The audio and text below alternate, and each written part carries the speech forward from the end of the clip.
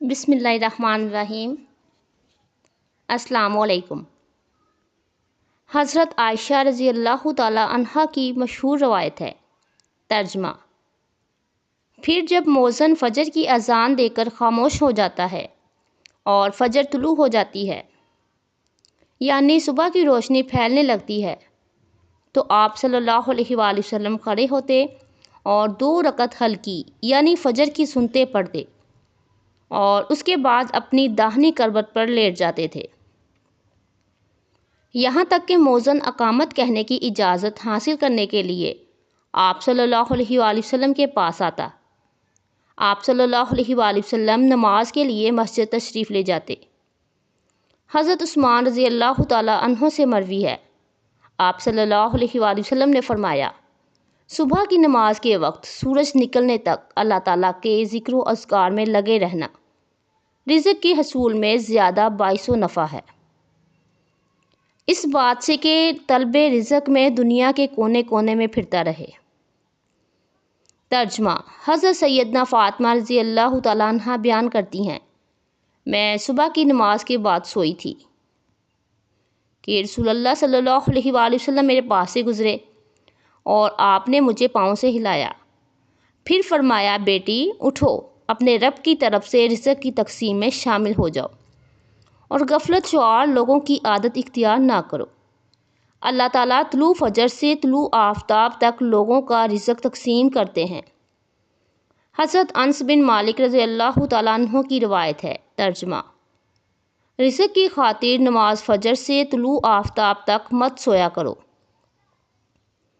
حضرت انس رضی اللہ تعالیٰ عنہ سے اس کی وضاحت طلب کی گئی تو فرمایا کہ اس وقت 70 مرتبہ تسبیح، تکبیر و استغفار کرنے سے روزی میں برکت ہوتی ہے۔ حضرت علی رضی اللہ تعالیٰ عنہ کی روایت ہے۔ ترجمہ: زمین کی سطح پر کیے جانے والے 3 کاموں کی وجہ سے زمین اپنی تکلیف کا اظہار کرتی ہے: ناحق خون بہنے سے،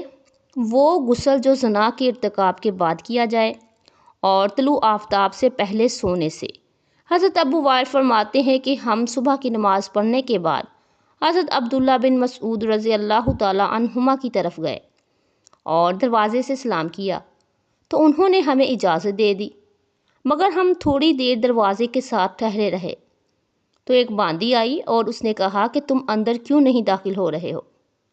پھر ہم اندر داخل ہوئے تو حضرت عبداللہ بیٹھے تسبیح پڑھ رہے تھے۔ انہوں نے فرمایا کہ تمہیں کس چیز نے اندر داخل ہونے سے روکا ہے، جبکہ تمہیں اجازت دے دی گئی تھی؟ تو ہم نے کہا کہ کوئی بات نہیں سوائے اس کے کہ ہم نے خیال کیا کہ شاید گھر والوں میں سے کوئی سو رہا ہو۔ تو عبداللہ رضی اللہ تعالیٰ عنہ نے فرمایا کہ تم نے ابن عبد کے گھر والوں کے بارے میں غفلت کا گمان کیا۔ راوی نے کہا کہ پھر حضرت عبداللہ نے تسبیح پڑھنا شروع کر دی، یہاں تک کہ پھر خیال ہوا کہ سورج نکل گیا ہے، تو باندی سے فرمایا، دیکھو کیا سورج نکل آیا ہے۔ متعدد روایات میں ہے کہ اللہ تبارک تعالیٰ صبح صادق سے لے کر طلوع آفتاب تک مخلوق کے لیے رزق تقسیم کرتے ہیں، یعنی جو لوگ اس پورے وقت میں غافل رہتے ہیں وہ رزق کی برکت سے محروم رہتے ہیں۔ اس حدیث سے یہ بات معلوم ہوئی کہ یہ ممانعت صبح صادق سے لے کر طلوع آفتاب تک پورے درمیانی وقت میں سونے میں ہے، اور اس وقت سونا غفلت شعار لوگوں کا رویہ ہے۔ اسی طرح سلف کے تعامل کے بھی خلاف ہے۔ نبی کریم صلی اللہ علیہ وآلہ وسلم اور صحابہ اکرام کا طریقہ کار یہ تھا کہ وہ جب فجر کی نماز پڑھ لیتے تو سورج طلوع ہونے تک اپنی نماز کی جگہ ہی بیٹھے رہتے تھے اور ذکر و اذکار میں مشغول رہتے تھے۔ اس وقت ذکر خدا میں لگے رہنا رزق کے حصول میں زیادہ باعث نفع ہے۔ آج ہمارے معاشرے میں یہ ٹرینڈ بنا ہوا ہے کہ نوجوان رات کے 2 بجے تک موبائل فون، فیس بک، واٹس ایپ ان سب پر لگے رہتے ہیں، پھر ان سے صبح کی نماز بھی قضا اور دوپہر کے 12 بجے یا 1 بجے تک وہ آرام فرما رہے ہوتے ہیں، اور گھر میں کوئی بھی ایسا انسان نہیں ہوتا جو انہیں ایسا کرنے سے باز رکھے۔ آج ہم آپ کو بتائیں گے کہ حضرت علی رضی اللہ تعالیٰ عنہ نے ایسے نوجوانوں کے بارے میں کیا فرمایا ہے اور کیا کچھ ان کی قسمت میں لکھ دیا جاتا ہے جو ایسے حالات کی لپیٹ میں آ چکے ہیں۔ حضرت عبداللہ ابن عباس رضی اللہ تعالیٰ عنہ سے مروی ہے، کہ جو بھی انسان صبح سویرے سویا پڑا رہتا ہے تو اس عمل کو اسلام نے سخت ناپسند قرار دیا ہے کہ دوپہر کے علاوہ کسی بھی اور وقت میں مت سویا کرو، جسے کہلولا کہا جاتا ہے۔ وہ دوپہر کے وقت میں ہی ادا کیا جاتا ہے، اور یہ عمل ہمارے پیارے نبی حضرت محمد صلی اللہ علیہ وآلہ وسلم بھی فرمایا کرتے تھے۔ کہلولا وہ نہیں جس میں انسان دوپہر میں پیٹ بھر کر کھانا کھا کر سو جائے،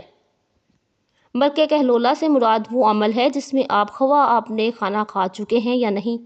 بس تھوڑی دیر آرام کرنا دوپہر کے اوقات میں، تاکہ آپ کا جو باقی کا دن ہے وہ صحیح سلامت گزرے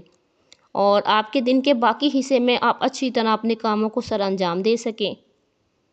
حضرت علی رضی اللہ تعالیٰ عنہ نے فرمایا کہ میں نے اللہ کے نبی حضرت محمد صلی اللہ علیہ وآلہ وسلم سے سنا تھا کہ کھانا کھا کر فوراً مت سویا کریں، کیونکہ اس سے انسان کے دل میں بھی سختی پیدا ہو جاتی ہے، اور آج کی تاریخ میں تو یہ بات اس حد تک گہرائی میں پہنچی ہے کہ یہاں پر ڈاکٹرز کا بھی یہی ماننا ہے کہ اگر انسان کھانا کھا کر فوراً سو جاتے ہیں تو دل کے مرض میں مبتلا ہو جاتے ہیں، اور یہی بات 1400 سال پہلے ہمارے پیارے نبی حضرت محمد صلی اللہ علیہ وآلہ وسلم نے فرمائی تھی۔ اب آتے ہیں حضرت علی رضی اللہ تعالیٰ عنہ کے اس ارشاد کی طرف جو انہوں نے فرمایا تھا۔ جب ایک مرتبہ حضرت علی رضی اللہ تعالیٰ عنہ کی خدمت میں ایک شخص حاضر ہوئے اور فرمانے لگے، یا علی، صبح سویرے جو انسان سویا پڑا رہتا ہے اس کی قسمت میں کیا کچھ لکھ دیا جاتا ہے؟ تو جواب میں حضرت علی رضی اللہ تعالیٰ عنہ فرمانے لگے، اے اللہ کے بندے، میں نے اللہ کے نبی حضرت محمد صلی اللہ علیہ وآلہ وسلم سے سنا کہ جو بھی انسان صبح کے اوقات میں سویا پڑا رہتا ہے اور وہ صبح کی نماز بھی قضا کر بیٹھتا ہے، اور یا پھر وہ فجر کی نماز ادا کر کے سو جاتا ہے، تو جب فرشتے آسمانوں سے ان کے مقدر کا رزق لے کر زمین کی طرف آتے ہیں اور وہ رزق انسانوں میں بانٹنے لگ جاتے ہیں، تو جو انسان سوئے ہوتے ہیں اس وجہ سے فرشتے وہ رزق واپس اپنے ساتھ لے کر آسمانوں کی طرف لوٹ جاتے ہیں، اور وہ بندہ جب نیند سے فارغ ہو کر اٹھتا ہے، بیدار ہوتا ہے، تب ایسے لوگ رزق کی تنگی کی شکایت کرتے پھرتے ہیں۔ آپ نے دیکھا ہوگا کہ جب اکثر لوگ رزق کی تنگی کی شکایت کرتے ہیں، آپ ذرا ان سے پوچھ کر دیکھیں، یہ صرف آزمانے کے لیے آپ پوچھ کے دیکھیں، جب ان سے پوچھا جائے گا کہ آپ صبح کتنے بجے اٹھتے ہیں تو وہ آپ کو جواب میں لازمی یہی کہیں گے کہ ہماری آنکھ تو صبح کھلتی ہی نہیں، ہم صبح اٹھتے ہی نہیں، اٹھنا مشکل ہے ہمارے لیے، لہٰذا یہی وجہ ہے جس کی وجہ سے وہ رزق ان پر تنگ کر دیا جاتا ہے، اور پھر وہ تنگ دستی اور بے روزگاری کی شکایت کرتے پھرتے ہیں۔ تو محترم ناظرین، آپ سے گزارش ہے کہ آپ صبح سویرے اٹھا کریں، آپ صبح کی نماز ادا کیا کریں، اور کوشش کریں کہ مرد حضرات جماعت کے ساتھ نماز ادا کریں، پھر قرآن پاک کی تلاوت کریں، اس کے بعد آپ اپنے دن کی شروعات کریں۔ آپ دیکھیں کہ کیسے دن آپ کا گزرتا ہے اور کیسے آپ کے دن میں برکت ہوتی ہے۔ اور جو لوگ 12 بجے یا 1 بجے اٹھتے ہیں ان کے حالات کچھ یوں ہوتے ہیں کہ ان کے دن کے کچھ کام بھی ان کی سمجھ میں نہیں آ رہے ہوتے، وہ یہ جان ہی نہیں پاتے کہ آج کا دن کیسے گزرا ہے، بلکہ انہیں کچھ کام بھی سمجھ نہیں آتے، وہ جو کام کرنے لگ جاتے ہیں اور پھر پلک جھپکتے ہی شام اور مغرب کی اذانیں ہونے لگ جاتی ہیں، اور جو انسان صبح سویرے جاگتے ہیں وہ اپنے کام بھی بھرپور طریقے سے سر انجام دیتے ہیں، ان کے رزق میں برکت ہوتی ہے اور وہ ایک پرسکون اور خوشحال زندگی بسر کرتے ہیں، ان کی تندرستی کی بھی کوئی شکایت نہیں ہوتی، وہ کسی بیماری میں مبتلا نہیں ہوتے، وہ تندرست ہوتے ہیں، ہر بیماری سے فارغ ہوتے ہیں۔ رمضان المبارک کے مہینے میں انسان کے صرف کھانے پینے کا شیڈول متاثر نہیں ہوتا ہے، بلکہ سحری میں جاگنے کے سبب دن بھر کی نیند کا شیڈول بھی متاثر ہوتا ہے، جس کی وجہ سے کچھ بے احتیاطیوں کے سبب رمضان کے مہینے میں جہاں صحت بہتر ہونی چاہیے وہیں پر صحت نہ صرف خراب ہوتی ہے بلکہ مختلف بیماریاں بھی گلے پڑ جاتی ہیں۔ روزہ رکھنا صحت کے لیے بے حد بہتر ہوتا ہے، مگر جو لوگ رمضان میں سینے میں جلن، گیس اور اس جیسی دوسری بیماریوں کا شکار ہوتے ہیں، اس کے سبب روزہ نہیں بلکہ ان کی اپنی غلطیاں ہی ہوتی ہیں۔ تو سارے دن کے روزے کے بعد جو لوگ پہلے ہی سے کسی بیماری میں مبتلا ہوں، ان کے سحر و افطار میں کی جانے والی کوتاہی ان کے گلے کا ہار بن جاتی ہے۔ ایسے میں کچھ غلطیوں کے بارے میں ہم آج آپ کو بتائیں گے۔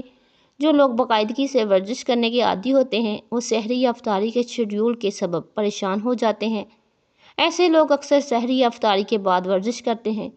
جو کہ ایک بہت بڑی غلطی ہوتی ہے۔ اس سے تو ایک جانب بدہضمی کا خطرہ ہوتا ہے اور دوسرا اس کی وجہ سے ہڈیوں اور پٹھوں میں درد بڑھ جاتا ہے، لہٰذا اگر وہ جس وقت کرنا ضروری ہو، اس کے لیے سب سے بہترین وقت سحری سے پہلے کا وقت ہوتا ہے۔ اس وقت ورزش کرنا سب سے صحیح ہوتا ہے، کیونکہ اس وقت انسان کا معدہ خالی ہوتا ہے اور صحت کے لیے بہتر ہوتا ہے۔ کچھ لوگ رات میں دیر سے کھانا کھا کر سو جاتے ہیں اور نیند کی وجہ سے سحری نہیں کر پاتے۔ سحری چھوڑنے کی وجہ سے روزے کا دورانیہ بڑھ جاتا ہے،